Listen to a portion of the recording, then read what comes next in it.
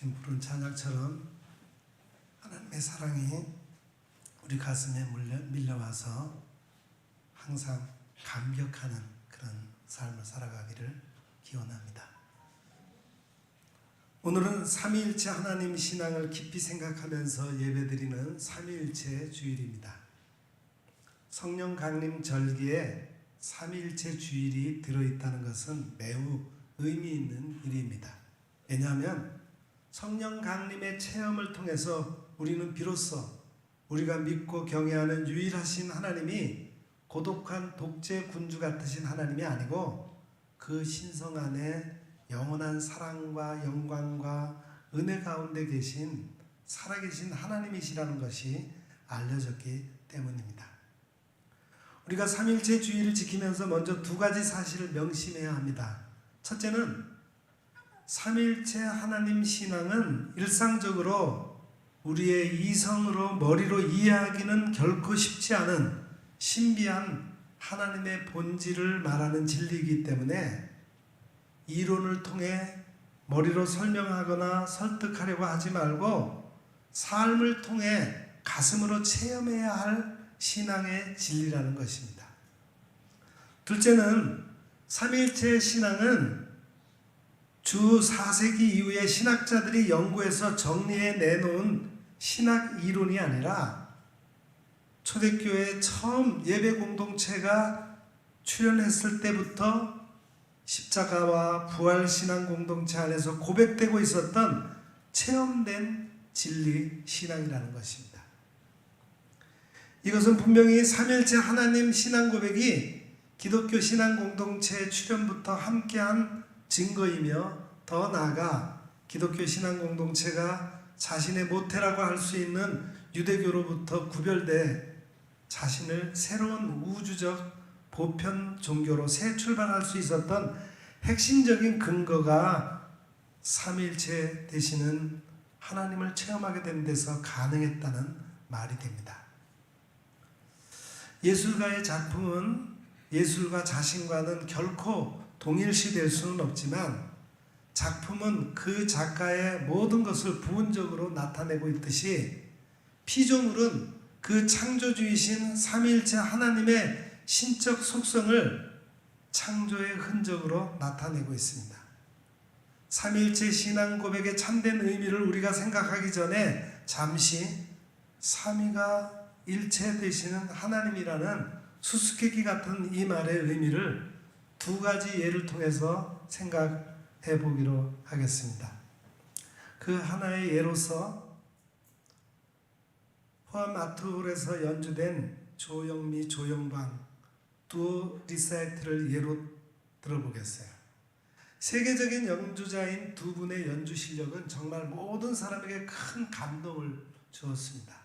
그런데 그 두 분의 연주회를 생각해 보면은 먼저 원 작곡자의 곡이 두 분의 마음속에 다 담겨 있습니다. 음악은 먼저 두 분의 마음속에 보이지 않게 살아 숨쉬고 있습니다. 그 다음 두 분의 마음 안에 있는 그 음악이 두 분의 피아노와 바이올린이라고 하는 악기를 통한 연주와 함께 소리로서 음률로서 나타났습니다. 그때 음악은 어디 있느냐 하면 두 분의 악기 연주를 통해 들리는 절묘한 음과 그 여운 속에 있습니다. 그렇게 연주된 아름다운 음악은 결국 청중의 귀와 마음의 즐거움과 영혼 승화라고 하는 영향을 주면서 감동을 줍니다. 그때 음악은 어디 있느냐 하면 사실은 청중의 음악 체험 속에 있어요. 연주자의 마음속에 있던 음악과 악기 연주를 통해 소리화된 음악과 청중의 감동적 체험 속에 있는 음악은 각각 세 차원으로 구별은 되지만 다른 음악이 아닌 한 음악입니다. 성부 하나님은 음악과 마음속에 있는 창조적 음악의 센터라면 성자 하나님은 악기와 연주법을 통해 발화되어 들리는 소리화된 음악이요, 성령 하나님은 청중의 가슴 속에 감동 감화를 주면서 존재하는 음악에 해당됩니다. 그러나 그 셋은 서로 다른 음악이 아니고 한 가지 음악에 세 가지 존재 방식입니다. 한 가지만 더 예를 들겠습니다. 그것은 우리가 태양이라고 부르는 실제 세 가지 모습이에요. 태양은 우주 공간 안에 떠 있는 광원이 있습니다. 태양의 중심부는 매우 높은 고온이기 때문에 수소가 헬륨으로 변하는 열핵융합 반응이 일어나며 이것이 태양의 에너지원이 된다고 과학자들은 말합니다. 저기에 태양이 있다는 것을 우리가 어떻게 아는 것입니까? 태양이 방출하는 빛이 우리에게 도달되기 때문입니다. 진정 태양 광선이 없다면 모든 색상, 색도, 조명도, 밤과 낮도 다 없어져서 우리 지구는 예술도 없고 문학도 없고 종교도 없을 것입니다. 그런데 전혀 빛을 감지하지 못하는 맹인들은 태양이 뜨거워짐을 어떻게 합니까? 빛과 함께 태양에서 오는 열의 감지로서 압니다. 광열이 없다면 광합성 작용은 일어날 수 없고 곡식과 과일도 열매를 맺을 수 없어요. 우리는 같은 태양이지만 이렇게 광원, 광선, 광열을 구별해서 체험합니다. 그러나 그 셋은 다른 것이 아니라 태양의 세 가지 존재 방식입니다. 광원 속에 이미 광선과 광열이 있습니다. 햇빛이 비추는 곳에 이미 열이 있어서 만물을 화육 생성시킵니다. 광원을 성부 하나님이라면 광원에서 나왔을 때 빛으로서 태양이 저기 있음을 알려주는 광선은 성부를 계시하는 성자 하나님에 비유됩니다. 빛과 함께 광원에서 함께 나오되 열의 에너지로서 만물을 키우며 열매를 맺게 하는 광열은 성령 하나님에게 비유할 수 있습니다. 삼일체 하나님 신앙을 우리가 고백하는 참된 의미가 무엇입니까? 먼저 성부이신 하나님을 고백한다는 것은 하나님의 높고 깊으시고 무궁하심 앞에서 참으로 경외심을 갖고 우리는 겸손해야 한다는 것을 의미합니다. 둘째, 성자 하나님을 우리가 고백한다는 것은 어떤 신앙적 의미를 지닌 것일까요? 그것은 우리 그리스도인들이 하나님을 알고 믿되 여러 인류의 성인, 예언자, 지혜자들의 말씀과 행적을 통해서도 하나님의 성품을 부분적으로 깨달아 봤지만 우리는 골로새서 2장 9절의 말씀대로 그리스도 안에는 하나님의 모든 신성이 몸이 되어 충만하게 머물러 있음을 보는 자들입니다. 예수 그리스도 안에서 우리는 은혜와 진리가 충만한 것을 보게 되는 겁니다. 그러므로 삼일체 하나님 신앙을 고백한다는 말의 진정한 뜻은 삼일체 신론을 교리적으로 받아들인다는 지적 이해의 문제가 아니고 우리가 갈릴리의 예수님을 정말 사랑하고 그분의 말씀을 하나님의 마음을 가장 깊고도 진솔하게 나타내신 아드님의 말씀으로 알고 절대 순명하면서 신앙생활을 하겠다는 것을 의미합니다. 나를 따르라 하셨으니 우리는 그분 예수 그리스도 성자 하나님을 생활 속에서 몸으로 따라가야 합니다. 내 계명을 가르쳐 지키게 하라 하셨으니 우리는 세속주의와 배금주의와 권력 지상주의 세상 풍속에 휩쓸리거나 두려워하지 말고 우리 세대와 다가오는 젊은 생명들에게 예수 안에 길과 진리와 생명이 있음을 가르쳐 지키도록 하는데 심혈을 기울여야 합니다. 마지막으로 성령 하나님을 믿는다는 말은 무엇을 의미합니까? 오순절 성령 강림을 말하면 사람들은 방언의 은사를 얼른 떠올리지만 사도행전 성령 강림 기사를 자세히 들여다보면 성령의 임재에서 더 중요한 일은 서로 다른 말들을 사용하는 다양한 지방 출신들이 평소엔 언어 소통이 안 되다가 호련히 언어 소통이 되게 된 체험이었습니다. 보시오, 말하고 있는 이 사람들은 모두 갈릴리 사람이 아니오. 그런데 우리 모두가 저마다 태어난 지방의 말로 듣고 있으니 어찌된 일이오? 라고 놀란 것처럼 막힌 사람들 간의 의사소통이 터져서 서로 귀가 열려 듣게 된 사실입니다. 사탄의 권세는 사람들의 귀를 막게 합니다. 종교인들의 귀를 더욱더 막아버리게 합니다. 스데반이 돌에 맞아 죽을 때 하늘이 열린 것을 보고 예수 그리스도를 증언할 적에 유대인들은 듣지 않으려고 귀를 막았다고 했습니다. 오늘날 한국교회 성령운동이 진정 성령을 힘입어 신도들과 한국 백성들을 복음 생명으로 인도하려 한다면 귀를 활짝 열어 이 세계의 소리를, 이 시대의 소리를, 타 종교의 소리를, 민초들의 소리를, 과학의 소리를, 젊은이들의 소리를 듣게 해야 합니다. 귀를 꼭꼭 막아버리고 못 듣게 하는 집단은 그 집단이 어떤 종류의 집단이든지 성령을 거절하는 집단입니다. 북한이나 독재국가 안에서는 국민이 세계 소식을 있는 그대로 못 듣게 합니다. 못 들으니 비전을 볼 수 없고 자기가 만든 틀 속에 갇히게 됩니다. 자기와 다른 것을 받아들이거나 관용하지 못하고 배타적으로 정죄하고 자기만이 옳다고 바리새적인 인간들이 되고 마는 거예요. 성령 하나님을 믿는 사람은 예민한 듣는 귀를 갖게 되어 사람의 신음소리만이 아니라 성령의 신음소리까지 듣는 감수성을 갖게 됩니다. 그리고 생명을 살려내는 일에, 고난을 감소시키는 일에 열심내어 참여하게 됩니다. 진정한 삼위일체 신앙인들의 생활신앙이 이 사회의 도덕적 토대를 다시 쌓아가야 하겠습니다. 이제 오늘 읽은 본문의 말씀으로 들어가 보겠습니다. 스승이란 가르쳐 인도하는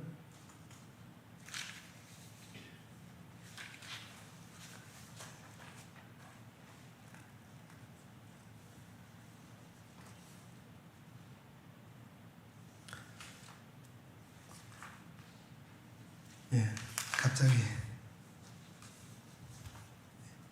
스승이란 가르쳐 인도하는 사람을 뜻합니다. 그렇다면 제자는 어떤 사람입니까? 바로 스승으로부터 가르침을 받거나 받은 사람들이에요. 본문 말씀 속에서 우리는 세상에서 가장 아름다운 스승을 만나게 됩니다. 가장 높은 곳에서 가장 낮은 곳으로 내려오신 분, 전능의 옷을 벗고 유한의 몸이 되신 분, 무제한 의인의 고통을 겪으면서도 사랑을 포기하지 않으신 분, 바로 예수님이시죠. 예수님은 우리를 구원하시기 위해 이 땅에 오셨습니다. 사람을 사랑하시기 위해 사람이 되셔서 우리처럼 먹고 마시고 주무시고 울고 웃으셨습니다. 그리고 지극히 평범하면서도 아름다운 일상을 제자들과 함께 하셨어요. 이토록 위대한 스승의 제자라면 그들 역시 얼마나 위대해야 할 것인가 라는 기대와는 달리 제자들은 완벽한 스승을 두고서도 그분을 온전히 믿지 못했고 고통받는 스승을 마주하게 되자 결국 도망치고야 말았습니다. 이야기가 이쯤 전개되면 복수라는 흔한 결말을 떠올릴 법도 합니다. 무제한 의인에게 고통을 가한 로마를 전복시키고 자신을 배신한 제자들을 심히 책망하는 것이 우리에게 익숙한 전개가 될 수 있죠. 그러나 이 완벽한 스승은 다른 길을 선택하셨습니다. 그것은 바로 사랑의 길입니다. 그리고 사랑하시기 때문에 제자들을 용서하는 길을 선택하셨어요. 그리고 배신하고 도망친 그들을 다시 제자로 부르셨습니다. 이토록 위대한 사랑의 스승이 제자들에게 유언처럼 남긴 가르침이 무엇입니까? 바로 오늘의 본문 말씀입니다. 먼저 예수님은 너희는 가서 모든 민족을 제자로 삼으라고 말씀하십니다. 제자들은 불완전했습니다. 예수님을 온전히 신뢰하지 못했기 때문에 그분이 로마 군병에게 붙잡히자 곧장 도망쳤습니다. 상처 입은 치유자이신 스승에게 등을 돌리고 본래 살던 곳으로 돌아가 본래 살던 모습으로 하루를 보냈습니다. 예수님과 함께했던 시간이 마치 신기루였던 것처럼 말입니다. 예수님은 그렇게 포기한 이들을 다시 제자로 부르셨어요. 그리고 말씀하십니다. 이제 너희도 스승이 되라고 말입니다. 물론 이 말씀은 예수님의 제자로 삼으라는 의미일 것입니다. 그러나 바울이 디모데에게 그랬던 것처럼 믿음의 공동체 안에서 복음이 전파될 때마다 화자와 청자는 영적 스승과 제자가 됩니다. 고통이 무서워 도망쳤던 이들을 사랑으로 용서하신 분께서 이제 너희도 나와 같이 되라고 부르십니다. 오늘 우리는 이 말씀을 우리에게 적용해야 합니다. 우리는 손해보기 싫어서, 고통이 무서워서, 불확실성이 두려워서, 시간이 없어서, 피곤해서라는 온갖 이유를 갖다 대며 예수님을 믿는다 말하면서도 그분의 참 제자가 되기를 거부합니다. 오늘 예수님은 우리에게 이러한 오랜 습관을 벗어 던지라고 말씀하십니다.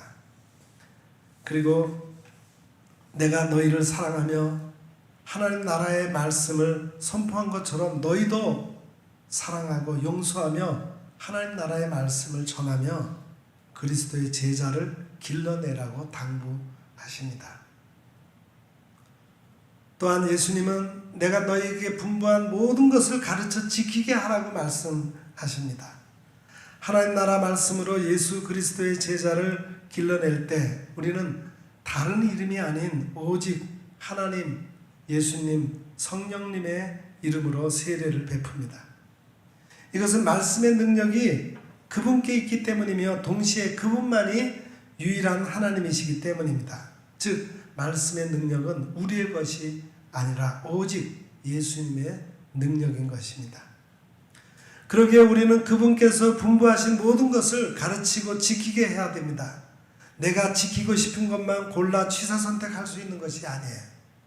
그분의 말씀은 결코 더해지거나 뺄 수 있는 것이 아니며 오직 진리로 받아들여 그 말씀대로 살아가야 할 따름입니다. 그러므로 우리는 주님께만 절대라는 용어를 사용해야 합니다. 합리와 효율성이라는 잣대로 그 어떤 것과 비교해서 선택할 수 있는 사항이 아닙니다. 만약 그렇게 비교해서 취사 선택을 한다면 그 삶은 예수님이 동행하는 삶이 아닙니다. 우리는 오직 주님께 순종하며 믿음으로 실천해야 합니다. 그렇게 함으로써 주님께서 가신 길을 따라 걷게 됩니다. 이것이 주님의 참 제자로 살아가는 삶입니다. 우리는 일상에서 그분의 가르침대로 살아갑니다. 그리고 그분의 가르침을 누군가에게 다시 가르칩니다. 혹은 예수님의 말씀이 전해질 수 있도록 돕습니다. 설령 우리가 여전히 연약하게 흔들리는 존재라고 할지라도 말입니다. 우리는 그분 주님께서 분부한 모든 것을 가르쳐 지키게 해야 합니다. 또한 예수님은 세상 끝날까지 우리와 함께 하신다고 말씀하십니다. 예수님은 우리를 팬이 아닌 제자로 부르셨습니다. 그러나 작금의 현실에서는 예수님을 믿는다는 사람은 많지만 예수님의 삶을 따르려는 사람은 많지 않습니다. 왜 그럴까요? 스승이신 예수님께서 하신 일은 현대사회에서 그다지 매력적이지 않습니다.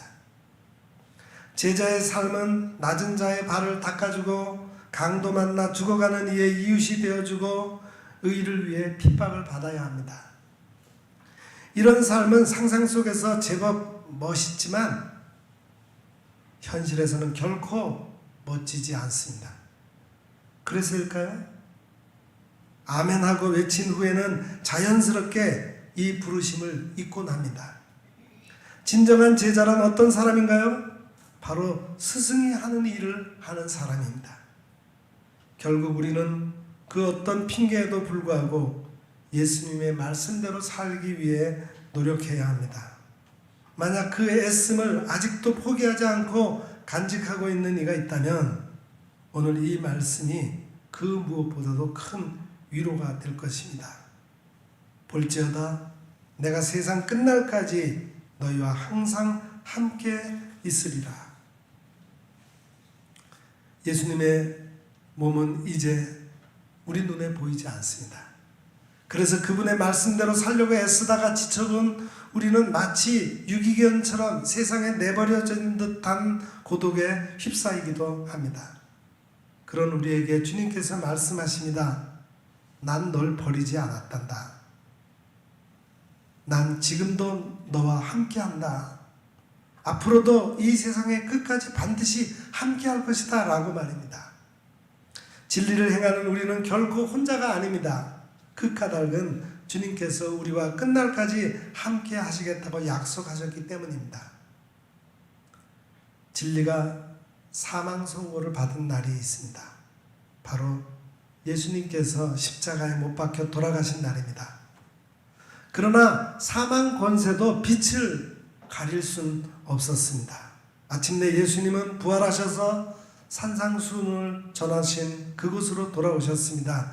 그리고 경배하는 자와 의심하는 자가 혼재한 그곳에서 선포하셨습니다. 하늘과 땅의 모든 권세를 가지신 그분께서 당부하신 것은 바로 가서 모든 민족을 제자로 삼으라는 것, 아버지와 아들과 성령의 이름으로 세례를 베풀라는 것, 예수님께서 분부한 모든 것을 가르쳐 지키게 하라는 것이었습니다. 이 말씀의 영적 심장이 두근거리지만 일상에서 그런 삶을 살아낼 자신은 없을 수 있습니다. 혹은 이미 복음을 전하다가 상처를 입을 수 있습니다. 그럴 때마다 우리는 반드시 예수님의 마지막 약속을 기억합시다. 내가 세상 끝날까지 너희와 항상 함께 있으리라. 오늘 3일째 주일을 맞이해서 예수님께서 너희는 가서 제자 삼으라고 하신 이 말씀의 의미를 기억하고 6월부터 이제 이달 2회가 끝나는 12월까지 3일째 하나님의 인도하심과 보호하심 속에서 복음을 전하고 가르치는 삶을 살고 하나님이 주시는 평안과 위로의 복을 누리는 삶이 되시기를 간절히 축원합니다. 기도하겠습니다.